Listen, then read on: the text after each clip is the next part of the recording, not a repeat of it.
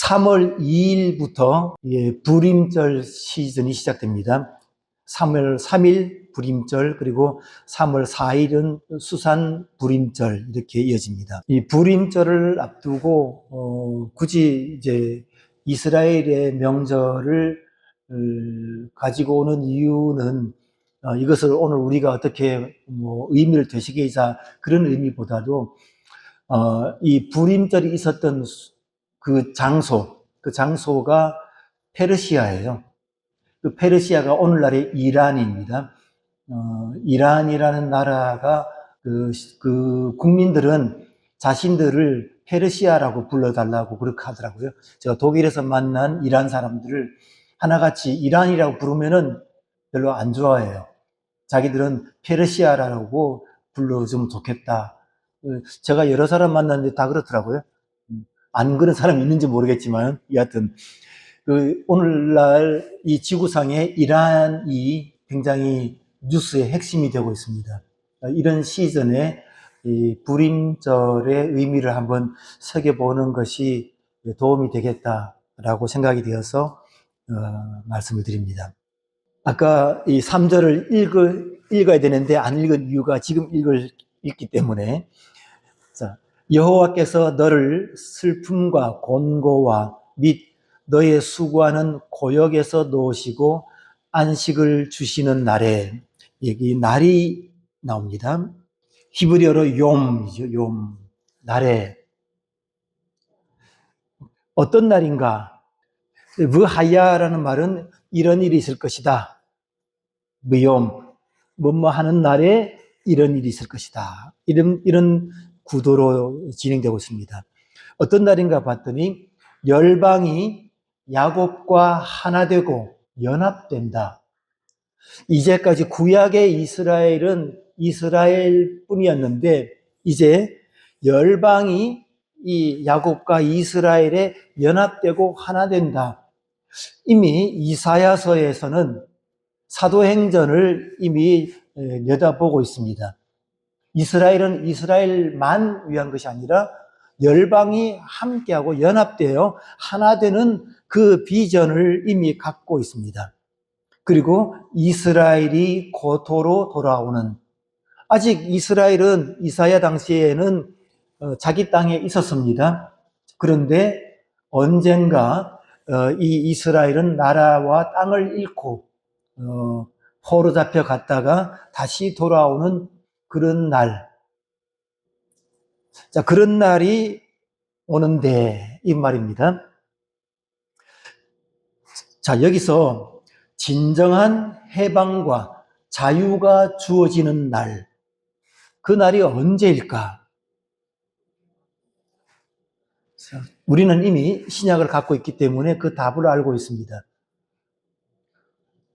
그냥 해방, 자유 정도가 아니라 진정한 해방과 자유라고 했을 때 그것은 바로 메시아가 오셔서 구속의 역사를 완성하는 그날. 이미 이사야서는 53장의 메시아의 그 고난, 십자가의 대속의 죽음, 이것을 이미 이사야서 전체가 그렇게 내다보고 있다는 것을 우리는 알 수 있습니다. 자, 이 대목에서 우리는 자주 이런 질문을 받게 됩니다. 이사야는 예수님보다 700년 이전 사람인데 700년 뒤에 있을 예수의 십자가 구속이 어떻게 시간을 초월해서 구속의 또 구원의 효과가 있을 수 있을까? 또는 이것을 오늘 우리에게 적용한다면은 예수님은 우리보다 2000년 전이었는데 2000년 전에 예수의 십자가 구속이 지금 나에게 어떻게 시간을 초월해서 그것이 효과가 있는가? 이런 질문을 자주 듣게 되고 하게 됩니다. 저는 청소년 때 이 질문이 굉장히 난제였어요. 가짜 아닐까? 아버님이 설교하고 계실 텐데 아버님 잘 모르고 하는 거 아닌가? 그게 하는 소리 아닌가? 뭐 이렇게 어떨 때는 뭔가 억지스러워 보이고, 그래서 좀 불편했었어요. 자, 그런데, 성경에 보면은 하나님 앞에라는 말, 여호와 앞에란 말 할 때 그 히브리어가 리프네입니다. 리프네. 여기서 프네라는 이 말이 파님, 얼굴이란 말입니다. 그러니까 여호와 앞에라고 했을 때 이 말은 여호와의 얼굴을 대면해서 이 말입니다. 얼굴을 대면하다, 이것을 한자어로 현존이라고 합니다.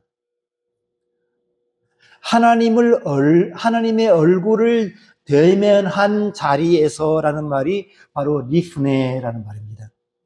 이 말을 깊이 새겨본다면은 하나님은 그 앞에 대면하여서 그 자리에 현존하고 계심을 우리는 알 수 있습니다. 모든 세대, 모든 곳에 현존하시는 하나님, 이 하나님의 이름이 바로 여호와, 우리말로는 여호와, 이 발음이 확실치 않기 때문에 그냥 네 개의 글자라고 해서 테트라 네 개지요. 네. 그람 글자, 네 개의 글자라는 이름으로 우리는 보통 학교에서는 그렇게 말합니다. 테트라그람. 그러면 요드헤 밥헤, 이 여호와, 보통은 야훼 하기도 하고요. 이 글자 모양을 보시면은 하야, 그 다음에 이흐예, 둘 중에 이흐예 쪽에 가깝습니다. 하야하고 이흐예의 가장 큰 차이는 뭘까요? 또 히브리어로 들어가니까 또 재미없죠. 하야는 완료형이고 이흐예는 미완료형이에요. 미완료형이다. 이것을 일단 눈여겨보시기 바랍니다. 하나님께서 하나님 당신에 대해서 이렇게 나타내실 때 이렇게 말씀합니다. 출애굽기 3장 14절에 하나님이 모세에게 이르시되 나는 스스로 있는 자이니라. 우리말로 스스로 있는 자, 이 말이 에흐예, 아쉐르 에흐예. 나는 나이다. 영어로 하면 I am who I am. 나는 나이다. 이것이 히브리어로 에흐예, 아쉐르 에흐예예요. 그 뒤에 표현은 더 재밌습니다. 또 이르시되 너는 이스라엘 자손에게 이같이 이르기를 스스로 있는 자가라고, 에흐예라는 동사적 표현을 그대로 가지고 와서 에흐예가 나를 너에게 보내셨다 하라, 이렇게 말합니다. 자, 여기서 나온 것이 아마도 이 여호와 이름 테트라그람이 여기서 나왔지 않았을까라고 생각합니다. 1인칭일 때 나는 이라고 했으니까 에흐예고 3인칭으로 말하면 이흐예죠. 자, 여기서 아브라함의 하나님, 이삭의 하나님, 야곱의 하나님이라는 표현이 등장하는데 이 표현을 눈여겨볼 필요가 있습니다. 조금 전에 읽었던 이 에흐예 아쉐르 에흐예, 나는 나다. 우리말 번역에는 스스로 있는 자. 자, 이 말씀을 하시고 바로 이어서 15절에 하나님이 또 모세에게 이르시되 너는 이스라엘 자손에게 이같이 이르기를 너희 조상의 하나님 여호와 곧 아브라함의 하나님, 이삭의 하나님, 야곱의 하나님께서 나를 너희에게 보내셨다 하라. 이는 나의 영원한 이름이요 대대로 기억할 나의 칭혼이라. 자, 이 대목을 가리켜서 영원한 이름, 영원히 대대로 기억할 나의 칭호라고 합니다. 거기서 하나님 여호와 곧 아브라함의 하나님, 이삭의 하나님, 야곱의 하나님, 굳이 이렇게 표현하신 이유가 뭘까? 예수님께서 바로 설명하시죠. 마태복음 22장 32절에 나는 아브라함의 하나님이요 이삭의 하나님이요 야곱의 하나님이로라 하신 것을 읽어보지 못하였느냐. 하나님은 죽은 자의 하나님이 아니요 살아있는 자의 하나님이시니라. 자, 여기서 하나님이 완료형 하야로 표현되지 아니하고 미완료형 이흐예로 표현된다는 것을 이렇게 말씀합니다. 살아있는 자의 하나님. 옛날에 아브라함의 하나님이었던 그것이 하야죠. 이었던 하나님이 아니라 아브라함의 하나님이시고 이삭의 하나님이었던 하나님이 아니라 여전히 이삭의 하나님이시고 야곱의 하나님이시고 오늘 이 시간에 정원의 하나님 예, 아멘. 나의 하나님 이렇게 되는 거예요. 여기서 이 말 속에 담겨 있는 것은 모든 세대의 모든 사람 앞에 얼굴 앞에 있다는 것, 늘 현재이시라는, 늘 현재이신 하나님. 자, 여기서 우리가 이런 의문을 갖게 됩니다. 시간이 뭘까?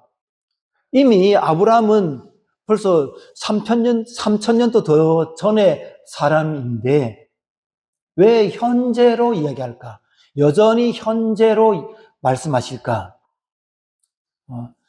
제가 미리 놀라지 않게 하도록 하기 위해서 물리학, 양자 물리학을 좀 공부해 오시라고 그랬는데 해 오셨는지 모르겠어요. 안 해 오셨으면 어쩔 수 없습니다. 아는 만큼 들을 거예요. 그렇다고 이거를 설명을 하자니 제가 아내를 붙잡고 설명을 1시간 정도 했는데 안 되겠어요. 그냥 따로 동영상 듣고 오는 게 편하겠어요. 여기는 물리학 시간이 아니라 성경 시간이기 때문에 간단하게 지나갑니다. 시간이란 무엇일까? 보통 물리학에서 이렇게 뭔가 이렇게 공식 또는 수식으로 표현할 때 예를 들어서 속도, V라고 한다면은 속도는 거리를 시간으로 나눈 거죠. 그래서 수식으로 표현하면 이런 수식이 됩니다. V는 T분의 M, 거리를 시간으로 나눈 것이다. 이렇게 표현됩니다. 자, 그런데 여기서 주의할 것은 분모가 0인 경우, 이 경우는 특이하기 때문에 꼭 생각해야 돼요. 이런 걸 잘하는 것이 수학을 잘하는 비결입니다.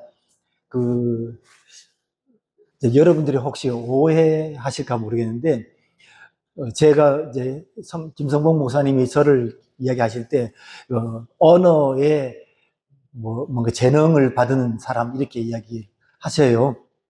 근데 제가 고등학교 이제 그때 진로를 택할 때 앞으로 뭘 할까? 동생들한테는 형이 항상 절대적이에요. 꼭 형을 닮아가고 싶어하고 형이 하는 말을 거의 그 순간에는 아버지 말보다 형 말이 더 세요. 그때 이제 형님이 철학을 해서 철학이 너무 멋있어 보이더라고요. 철학하면 뭔가 좀 형처럼 될까 하는 마음으로 나도 철학할까요? 그랬더니 내가 철학해보니까 이 나이에는 그게 안 되는 것 같더라. 차라리 영어나 독일어나 이거를 더 하는 것이 그걸 확실하게 툴을 잡고 철학은 나이가 들어서 하는 게 맞는 것 같아. 이렇게 말씀하셔가지고 이제 언어를 택한 거거든요. 근데 사실 제가 고등학교 다니고 또 대학 시험을 볼 때 제일 못했던 게 국어하고 영어예요. 네, 그러니까 국어 영어를 요즘 말하면 언어 영역에서 완전 젬병이에요. 이건 제가 잘하는 분야가 아니에요. 저는 오히려 수학 쪽이 재미있었어요. 수학을 재미있어하고 수학이 좋고 그래서 늘 수학은 하면은 재미는 있는데 한 30년 만에 만난 대학 친구가 있어요. 지금 이제 그때 아내가 보험회사에 있어가지고 그 보험 학회인지 뭐 보험협회 회장을 하고 있더라고요. 이 친구가 상법을 전공하고 있는데 첫 마디가 그 아내한테 하는 말이가 수학 도사 왔다고 그 같이 공부하면서 놀랬다고. 왜냐하면 그 수학을 이렇게 풀 때 그때 선생님이 다음번 미리 과제를 줘요. 누가 이제 이 문제 풀어와. 그러면은 그 돌아가면서 풀거든요. 그러면 이제 그 쉬는 시간에 칠판 다 지우고 다 풀어놓으면 선생님이 딱 들어와가지고, 보고 이렇게 지적해주고 그렇게 수업 시작하고 선생님 스타일이 그런데 좋은 방법 같아요. 애들이 쉬는 시간에 좀 이렇게 준비하고 있도록. 그때 제가 워낙 그때 꾀죄죄하게 뭔가 없어 보이는 사람이어서 친구들이 나를 좀 무시하는 것 같아가지고 준비를 했죠. 뭔가 보여주겠다. 이런 작심을 하고 칠판이 굉장히 길었는데 거기에 방법 1, 방법이 이제 방 1, 방 2이 나와요. 방 9까지 가보자. 그래서 방 9까지, 여기서까지 방 9까지 딱 해놓으니까 놀란 거예요. 이제 뭐, 그때는 그럴 만한 것이 있어가지고, 그 도형을 하는데, 보니까 이거 원 공식을 가지고 풀 수도 있고, 삼각 함수로 풀 수도 있고, 또 미분, 적분 가지고 풀 수도 있고, 확률 통계 가지고 풀 수도 있더라고요. 그래서 뭐, 한 문제인데, 이것저것 다 동원해가지고 쫙 해놨어요. 그러니까, 그때 아마 이 친구들이 딱 보고, 너 수학 잘하는구나. 이렇게 된 거예요. 저 수학 잘합니다. 그런데 문과 가는 바람에 벡터하고 그다음에 허수 그걸 못한 거예요. 허수를 했었어야 되는데 하여튼 그런데 저는 이제 그 본고사 시절에서 그 본고사 문제에 이 면적 구하는 그 문제가 나왔어요. 거기서 제일 중요한 것이 바로 이야기하려고 이렇게 길어졌는데 분모가 0인 경우 이 경우를 꼭 나눠서 해야 되거든요. 그렇게 하면은 대부분 면적이 이렇게 딱 나오면은 열심히 구해가지고 이 부분이다. 뭐 이렇게 그래프 그려가지고 이렇게 하는데 제일 중요한 거는 0인 경우가 있기 때문에 그 0인 경우가 생각해야 돼요. 대부분의 0인 경우를 빼야 되기 때문에 실선으로 하면 안 되고 점선으로. 점선을 표시해서 경계선 포함 안 됨. 이런 걸 딱 넣어야 돼요. 그런데 그 시험에서 제가 그거를 빼뜨렸더라고요. 다 풀어놓고 모양도 정확하게 다 빗금 정확히 썼는데 그 빗금을 치긴 했어요. 그런데 1, 2 경계는 포함 안 됨. 이걸 딱 넣어야 되는데 그게 30점짜리거든요. 굉장히 커서요. 그걸 안 포함 안 되면 반점밖에 안 돼요. 그때 너무 아팠던 기억나는데 왜 이렇게 말씀하느냐? 분모에 변수가 주어질 때 이게 굉장히 중요한 거예요.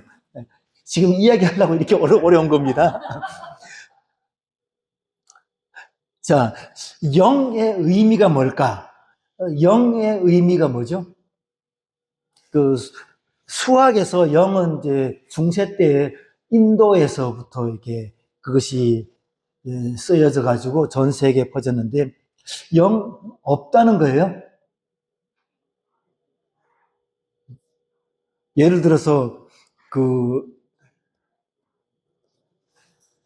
2천만 원인데 0 없으니까 빼고 2만 원 다르잖아요. 그럼 또 한 가지 약간 철학적인 문제이긴 한데 없음이라는 것이 있어요.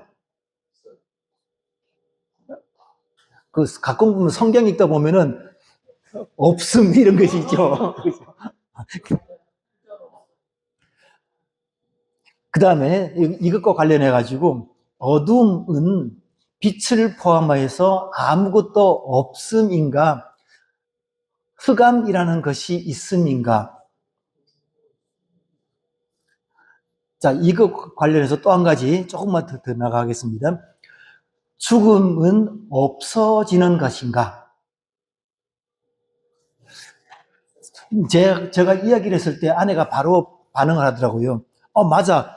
요즘에 그 하는 말들 보면은 죽음은 마치 없어지는 것처럼 그렇게 생각을 하고 드라마 내용도 듣고 죽음은 다 없어지는데 이렇게 생각하는 경향이 있는 것 같다고. 자, 다시 돌아와서 이 분모가 0이죠. 분모가 0인 경우를 항상 생각을 해야 돼요. 다시 말해서 시간이 0인 것. 이 분모가 아까 V는 T분의 M이라 그랬죠. 그런데 이 T가 0인 경우, 이 경우를 빼놓고 생각하면 수학 아무리 잘해도 반점밖에 못 받아요.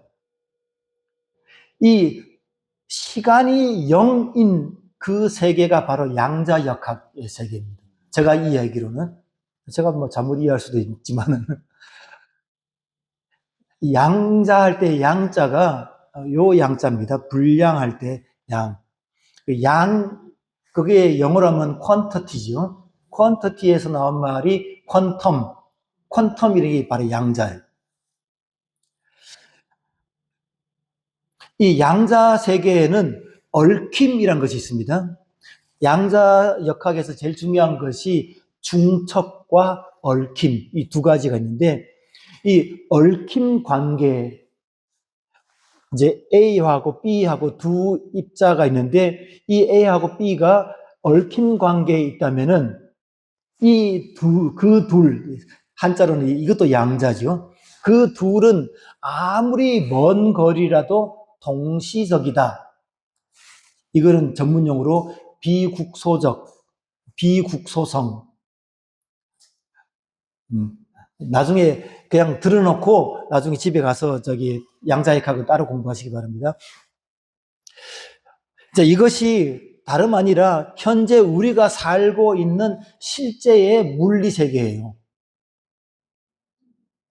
다시 말하면은 시간이 0인 것이 우리 세계의 모습이에요. 물론 그 시간이 0이 아닌 부분도 있고 시간이 0인 부분이 있어요. 그 두 개가 함께 있는 세계가 지금 우리 세계거든요. 지금 이제까지 양자역학 이전의 그 물리학 설명 있잖아요.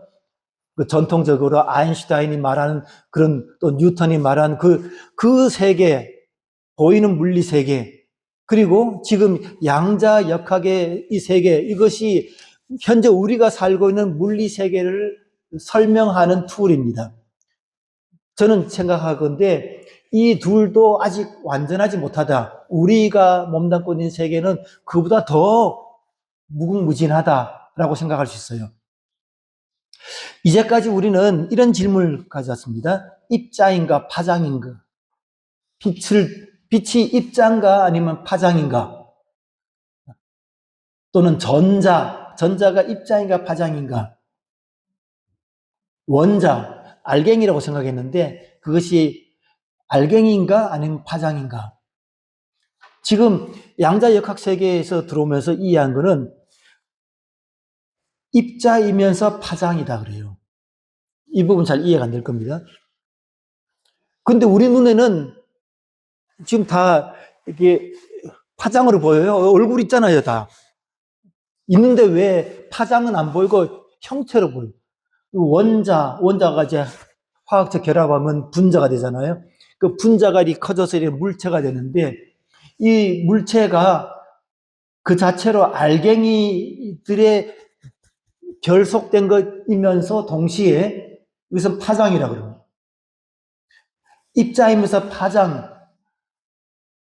이제까지 입자인가 파장인가 이렇게 물었는데 이런 질문 자체가 틀렸다라고 더 이상 이렇게 물으면 안 된다라는 것이 양자역학이 이제 밝혀낸, 실험을 통해서 밝혀낸 그 내용입니다.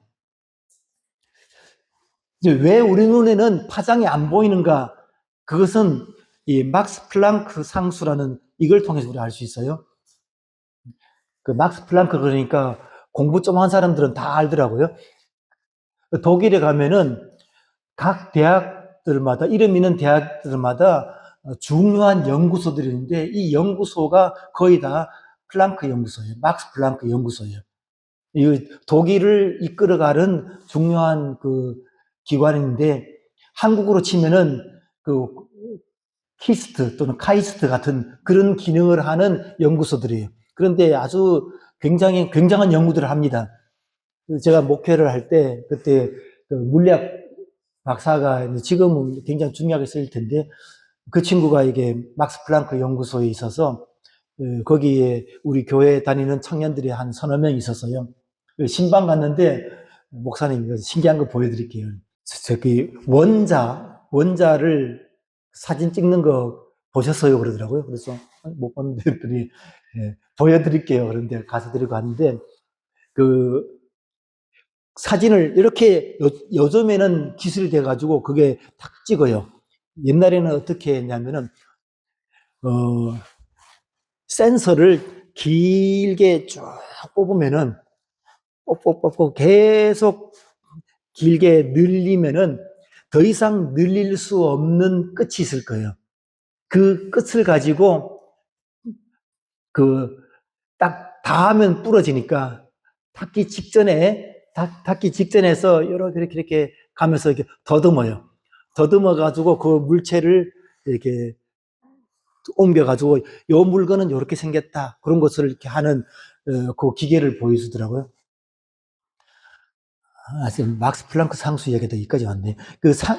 이 막스 플랑크 상수가 보통 H라고 표현되는데, 이 숫자가 10의 마이너스 34승이에요. 그러니까 0.000000 34개 하고 이제 숫자가 나타납니다.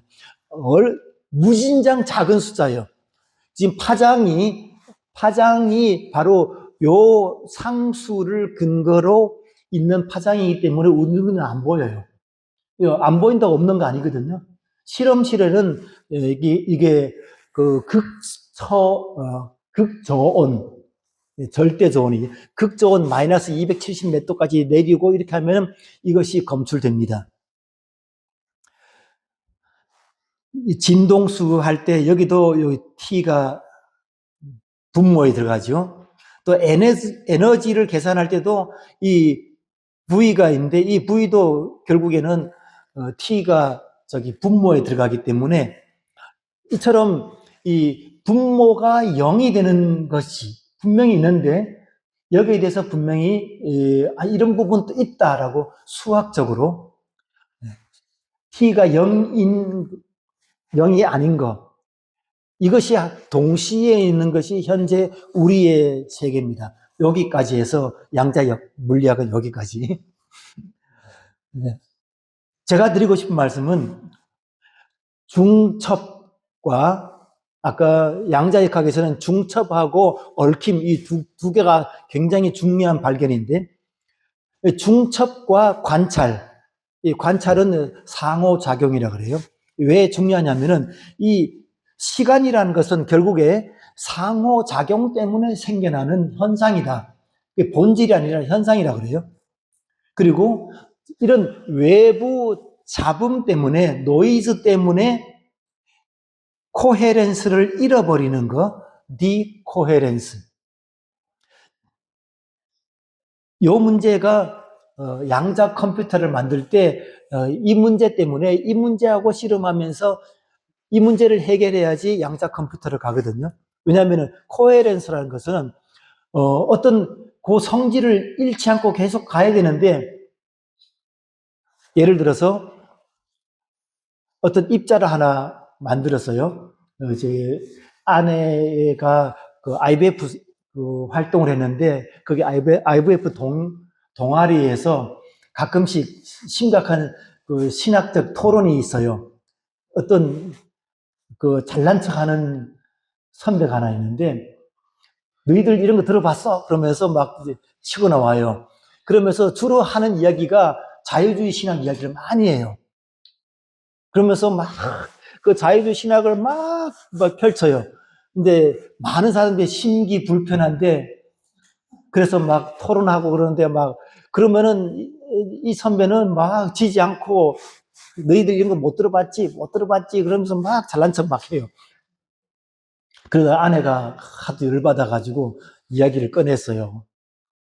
히브리어를 썼어요. 그 히브리어를 썼다는 것에서 결정적으로 스크래치를 먹어서, 너 히브리어도 모르는데 뭘 그 히브리어를 쓰냐 그래가지고, 아니 나 아는데 그랬더니, 알아봐야 얼마나 아느냐 뭐 이래가지고 막 싸움이 붙어서, 막 이제 아내가 막 궁지로 몰리고 그럴 때 옆에서 도와준 사람이 있었는데, 최근에 신문에 나서요.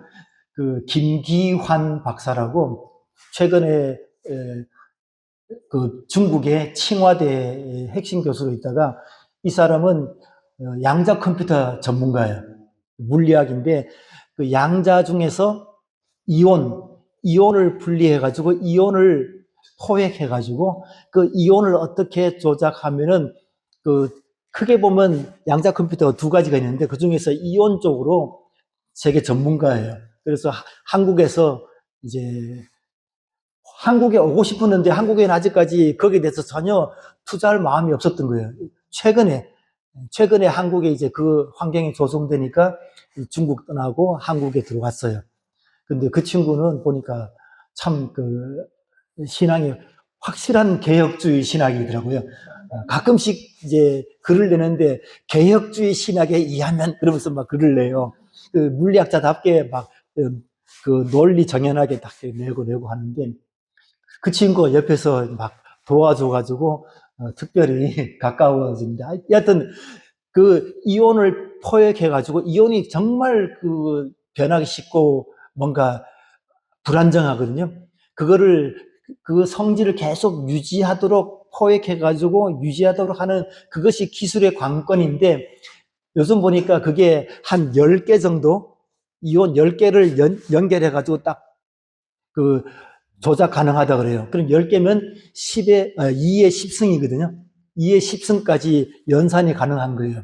이거를 얼마 전에 그 신문에 났는데, 기자가 와서 이제 인터뷰하니까, 이것을 100만 개까지, 100만 단위로 늘려보는 것이 꿈이다. 지금 10개까지 확보되는데, 곧 100개, 1000개까지 이온을 조작하면은 그때는 상용 컴퓨터가 될 건데, 여기서 더 나아가서 100만 개까지 하면은 그때야말로 진짜 양자 컴퓨터가 된다. 이렇게 했더라고요. 하여튼 그 초저온 마이너스 270도 밑으로, 그리고 진공, 그 다음에 압력 완전히 없는 깨끗한 상태, 그 상태에서 이온을 유지해야지 이게 컴퓨팅 작업이 되니까, 이제 그런 것을 유지하는 것이 코헤렌스고, 그걸 잃어버리는 것이 디코헤렌스예요. 우리가 있는 이 세계는 너무 많은 노이즈가 들어오기 때문에, 우리가 보이지 않지만은 지금 그 이 휴대폰 전파가 막 있잖아요. 전파도 있고 온도도 있고 뭐 온갖 것들이 있기 때문에 여기서 이 코헤렌스를 다 잃어버려요. 노이즈가 하도 많아가지고.